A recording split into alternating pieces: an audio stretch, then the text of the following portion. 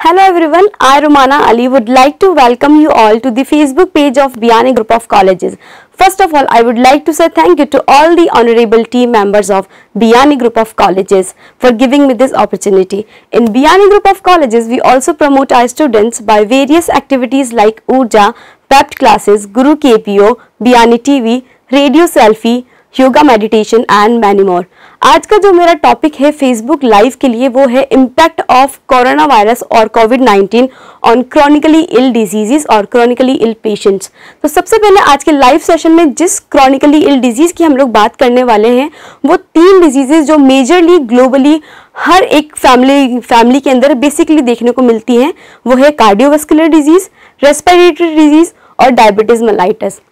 तो इन 3 टॉपिक के बारे में आज हम ये बात करेंगे कि किस तरह से ये तीनों जो डिजीज हैं वो हमारे कोरोना वायरस के लिए एक रिस्क फैक्टर बन रही है या फिर ये हमारे कोरोना वायरस से होने वाले इम्पैक्ट पर ज़्यादा अपना असर डाल रही है और वो डेथ रेट को किस तरह से बढ़ा रही है। सबसे पहले हम लोग बात करते हैं कार्डियोवास्कुलर डिजीज की। जैसा कि आप जानते हैं कार्डियोवास्कुलर डिजीज जिस तरह से हार्ट के ऊपर बहुत ही मेजरली अपना इम्पैक्ट देके पेशेंट की डेथ रेट को जिस तरह से इंक्रीज कर रही है, उसमें क्रिटिकल कंडीशन में अगर कोई पेशेंट कोविड-19 से सफ़र कर रहा है या वो पॉजिटिव होता है कोरोना वायरस से, तो उसकी जो सिचुएशन है वो मोर देन वर्स्ट हो जाएगी। कैसे? क्योंकि जब पेशेंट जो कि कार्डियोवास्कुलर डिजीज से सफ़र कर रहा है ऑलरेडी, उसके अगर बॉडी के अंदर कोई भी कोरोना वायरस एंटर करता है through any of the medium, तो वो उसकी सिचुएशन मोर वर्स कर रहा है। किस तरह से? क्योंकि जब कार्डियोवास्कुलर डिजीज की प्रॉब्लम होती है पेशेंट को, तो उसकी बॉडी के अंदर जो उसका हार्ट रेट है या उसका हार्ट का वर्कलोड है वो ऑलरेडी बहुत डिस्टर्ब होता है। और कोरोना वायरस जैसे कि आपको पता है वो सबसे पहले हमारा प्राइमरली लंग्स को अफेक्ट करता है और सेकेंडरीली ये हमारे कार्डियोवास्कुलर सिस्टम की बहुत सारी प्रॉब्लम्स को क्रिएट करता है। तो जैसे ही कोरोना वायरस कार्डियक पेशेंट के बॉडी के अंदर एंटर हुआ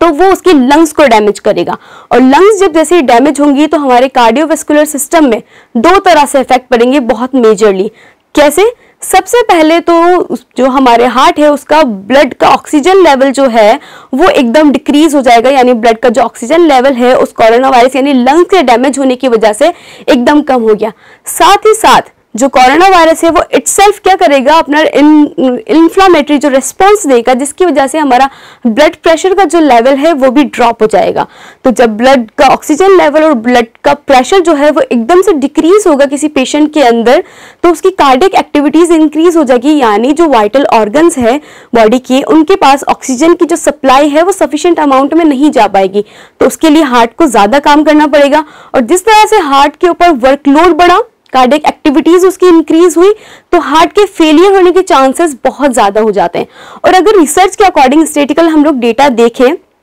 तो ये डेटा ये कहता है कि ग्लोबली जो डेथ रेट है उसका 31% जो है वो सिर्फ कार्डियोवास्कुलर डिजीज के पेशेंट की वजह से है। यानी कि जो कंप्लीट मोर्टिलिटी रेट है उसमें 31% जो रेट है वो सिर्फ वो पेशेंट है जिनको कार्डियोवास्कुलर डिजीज की प्रॉब्लम है। तो अगर ये सिचुएशन इतनी ज्यादा मेजरली रोल ले रही है तो कोविड-19 में भी इसका डेथ रेट जो है वो कहीं ना कहीं बहुत मेजरली होगा। तो जो कोविड-19 का स्टैटिस्टिक्स हम लोग देखते हैं उसमें 10.5 जो परसेंट जो पेशेंट्स हैं वो हमारे कोविड-19 के जो पेशेंट्स हैं वो हैं ऑलरेडी वो कार्डियोवास्कुलर डिजीज से सफर कर रहे थे। तो कोविड-19 के जो स्टैटिस्टिक्स में कार्डियोवास्कुलर डिजीज का इतना मेजर रोल हो रहा है, मतलब कि जो पेशेंट कोरोना वायरस से सफर कर रहे हैं और उनको अनफॉर्चुनेटली कार्डियोवास्कुलर की कोई प्रॉब्लम है, तो उस सिचुएशन में उनका जो बॉडी का स्टेटस है वो बहुत ज़्यादा वर्स्ट हो जाएगा, उनका हेल्थ का जो स्टेटस है बहुत ज़्यादा क्रिटिकल हो जाएगा। तो इस तरह के पेशेंट के लिए जो प्रिवेंशन है कोविड-19 के लिए वो बहुत ही ज़्यादा एक्सट्रीम लेवल पे होना चाहिए, क्योंकि वो ऑलरेडी बहुत सारे सिस्टम से मतलब अपने हार्ट के जो वाइटल ऑर्गन है हमारा उसको लेकर सफ़र हो रहे हैं, तो कोविड-19 के इफेक्ट से वो चीज़ डबल हो जाएगी। प्रिवेंशन के लिए अगर कोई पेशेंट ऐसा है जिसको कार्डियोवास्कुलर डिजीज़ है और वो कोविड-19 से पॉजिटिव पाया जाता है, तो हम लोग प्रिवेंटिव मेजर्स के रूप में हम लोग क्या कर सकते हैं, उसका डाइटरी मॉडिफिकेशन कर सकते हैं। मतलब कि उन पेशेंट को हमें ऐसी डाइट देनी है जो कि फैट फ्री हो, कोलेस्ट्रॉल फ्री हो, ताकि पेशेंट की जो ब्लड वेसल्स है उसमें किसी तरह से फैट का डिपोजिशन नहीं हो और ब्लड सर्कुलेशन इजीली हो पाए, ताकि ऑक्सीजन का जो फ्लो है वो वाइटल ऑर्गन्स के पास कंप्लीटली पहुंच जाए। साथ ही साथ हम पेशेंट का डाइटरी मॉडिफिकेशन के साथ हम उसका लाइफस्टाइल मॉडिफिकेशन कर सकते हैं। कैसे, अगर कोई पेशेंट स्मोकिंग करता है, अल्कोहल कंज्यूम करता है, तो इस सारी हैबिट्स को हम किसी तरह से स्टॉप करना है ताकि उसकी बॉडी के अंदर सिचुएशन वर्स्ट कंडीशन में नहीं जाए। साथ ही साथ उस पेशेंट को अपने जो फिजिशियंस है उसके साथ रूटीन चेकअप का जो बैलेंस है वो बना के रखना है, और अपने जो रूटीन चेकअप को कंटिन्यू करते हुए हर तरह की मेडिकेशंस को जो कि उसकी कार्डियोवास्कुलर डिजीज को, यानी कि उसके जो भी चाहे वो हार्ट फेलियर की उसको प्रॉब्लम हो या फिर हार्ट का कोई भी इश्यूज हो, उसको इमीडिएटली ट्रीट करने में वो पॉसिबल हो पाए। तो ये सारी सिचुएशन है कार्डियोवास्कुलर डिजीजेस की जो कि कोविड-19 से कहीं ना कहीं लिंक कर रही है और बहुत ही ज़्यादा वर्स्ट सिचुएशन में कोविड-19 को ला के रख रही है। अब हम बात करते हैं हमारी सेकंड क्रॉनिकल इलनेस डिजीज की, जिसका नाम है डायबिटीज मेलाइटिस। अगर हम लोग रिसर्च के अकॉर्डिंग, हमारा WHO ने जो स्टैटिकल डेटा दिया है उसके अकॉर्डिंग देखें तो 2020 है उसमें इंडिया के 77 जो मिलियन पीपल है वो डायबिटीज से सफर कर रहे हैं। तो यानी कि डायबिटिक मेलाइटिस जो है वो कहीं ना कहीं बहुत ही मेजरली फॉर्म में एक डिजीज का और डेथ रेट का या मोर्टिलिटी रेट का कारण बन रहा है। तो कोविड-19 के साथ इसका क्या रिलेशन है, या फिर जो पेशेंट ऑलरेडी डायबिटीज से सफर कर रहे हैं उनको कोविड-19 में क्या क्या प्रिवेंशन रखने हैं और वो किस तरह से कोविड-19 के लिए ज्यादा ससेप्टेबल है, वो कुछ इस तरह से है। जो पेशेंट डायबिटिक है यानी कि उसकी बॉडी के अंदर एक तो first of all immune system जो है उसका बहुत ही ज्यादा सप्रेस रहेगा, यानी किसी भी वायरस, चाहे वो कोविड-19 जैसा भयानक वायरस ही क्यों ना हो, किसी भी वायरस से सफर करने के लिए उनकी बॉडी के अंदर उतनी इम्यूनिटी की कैपेसिटी नहीं है। साथ ही साथ उनका जो ब्लड का ग्लूकोज लेवल है वो बार बार फ्लक्चुएट करेगा। तो इंक्रीज ग्लूकोज लेवल की या फिर फ्लक्चुएशन ऑफ ग्लूकोज लेवल एक फेवरेबल एनवायरनमेंट प्रोवाइड करेगा कोविड-19 के वायरस को। तो अगर कोई पेशेंट डायबिटिक है और वो कोरोना वायरस से पॉजिटिव होता है तो बॉडी के अंदर सिचुएशंस क्या आएंगी, सिचुएशन ये आएंगी कि पहले तो जो बॉडी है वो पूरी तरह से इम्यून सिस्टम उसका सपोर्ट नहीं कर पाएगा उस वायरस के लिए, उस वायरस के अगेंस्ट फाइट करने के लिए। और दूसरी चीज आएगी कि जो पेशेंट का इंक्रीज जो ग्लूकोज लेवल है वो एक एनवायरमेंट प्रोवाइड करेगा कि जो पेशेंट है वो ज्यादा ससेप्टेबल हो जाए कोविड-19 के लिए, क्योंकि कोरोना वायरस वहां पे बहुत ही ज्यादा इजीली, बहुत स्मूथली ग्रोथ करेगा। तो इसके लिए हमें ये करना है कि पेशेंट का जो भी पेशेंट डायबिटीज से सफर कर रहे हैं उनको कोविड-19 के या फिर कोरोना वायरस से बचाना बहुत ही ज्यादा मेजरली फॉर्म में किए जाने वाला टास्क हो जाएगा, क्योंकि अकॉर्डिंग टू रिसर्च ये बताया गया है कि जो पेशेंट डायबिटिक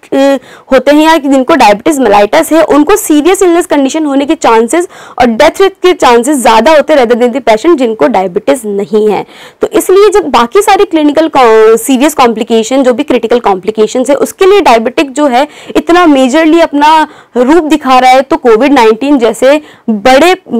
वायरस के लिए तो वो अपना बहुत ही ज्यादा सपोर्ट सिस्टम उसको प्रोवाइड कराएगा। कैसे? जैसे कि अभी मैंने बताया, ब्लड ग्लूकोज लेवल इंक्रीज होने से वो इजीली जो वायरस है वहां पे ग्रोथ करेगा। तो इसके लिए हम लोग क्या कर सकते हैं, पेशेंट को जैसे कि जो थेराप्यूटिक डाइट प्रोवाइड करवाई गई है अकॉर्डिंग टू देयर फिजिशियन, जिसके अंदर लो ग्लूकोज लेवल और लो शुगर लेवल की जो भी डाइट है उसको प्रोवाइड करी है, वो उस डाइट को फॉलो करे कंटिन्यूअसली। साथ ही साथ अगर किसी सिचुएशन में या किसी भी कंडीशन में पेशेंट का ग्लूकोज लेवल फ्लक्चुएट करता है तो उसको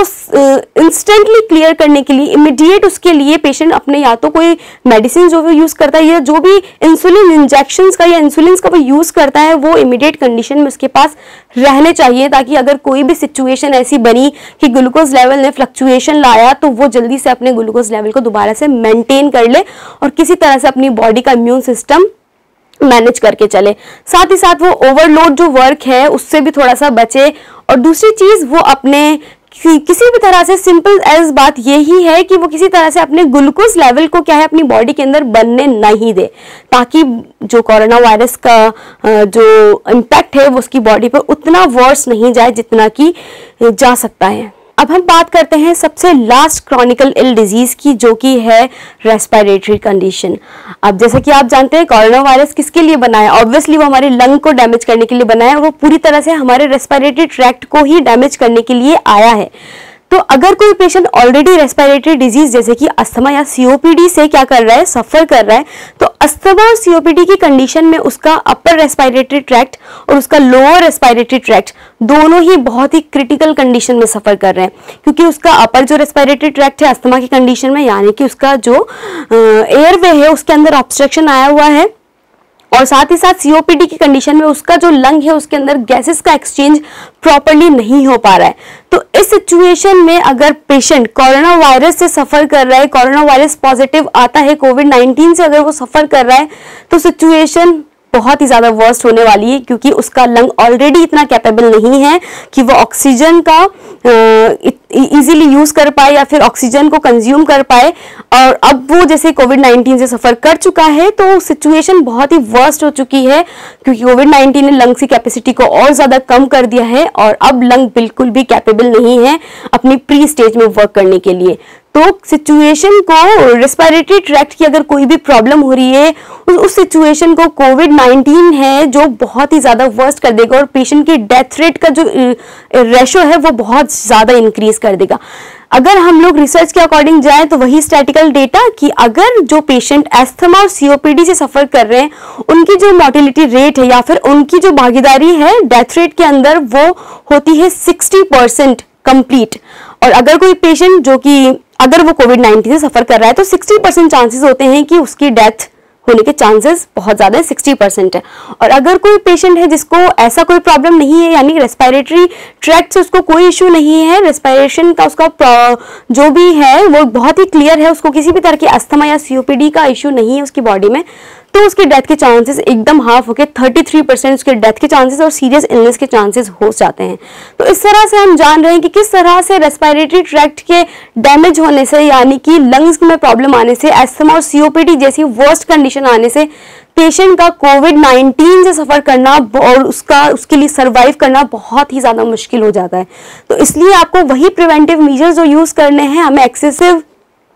ऐसे जगह पे नहीं जा रहे हैं जहां पर पॉल्यूशन है, डस्ट है, डोमेस्टिक डस्ट से हमें बचना है, हमें स्ट्रॉन्ग परफ्यूम इनहेल से बचना है। और अगर किसी पेशेंट को अकॉर्डिंग टू द प्रिस्क्रिप्शन जो भी इनहेलर, स्टेरॉइडल इनहेलर जो दिए गए हैं अकॉर्डिंग टू द डॉक्टर, उन्हें वो बिल्कुल स्टॉप ना करें, क्योंकि अगर जैसे ही उसने उसे स्टॉप किया उसकी सिचुएशन यानी कि उसका जो रेस्पिरेटरी रेट है वो एकदम कम हो जाएगी। और रेस्पिरेटरी रेट कम होने की सिचुएशन में कोविड-19 का इफेक्ट बहुत ही ज्यादा क्रिटिकल होने वाला है। तो इस तरह से हम लोग पेशेंट को बचा सकते हैं अपनी केयर करवा के। और इन सारी क्रॉनिकल जो इलनेस हैं उनके थ्रू जो भी हमने देखा कोविड-19 का लिंकअप जो हो रहा है, कोविड-19 किस तरह से सिचुएशन को बहुत ज्यादा क्रिटिकल बना रहा है, तो यही हो सकता है कि हम लोग जो पेशेंट इन तीनों क्रॉनिकल इलनेस डिजीज से बल्कि बाकी जो भी क्रॉनिकल इलनेस प्रॉब्लम होती है उनसे अगर सफर कर रहा है तो उनका सर्वाइवल पॉइंट बहुत ज्यादा स्ट्रांग होना चाहिए, उनको बहुत ज्यादा मेहनत की जरूरत है। थैंक यू सो मच, आप मेरे फेसबुक लाइव पर बने रहें। प्लीज अगर आपको ये वीडियो पसंद आया तो इसे लाइक करें, कमेंट्स करें, शेयर करें और हमारे फेसबुक का जो पेज है उसको जरूर फॉलो करें बाकी की बियानी ग्रुप से रिलेटेड सारी डिटेल्स आने के लिए। Thank you so much.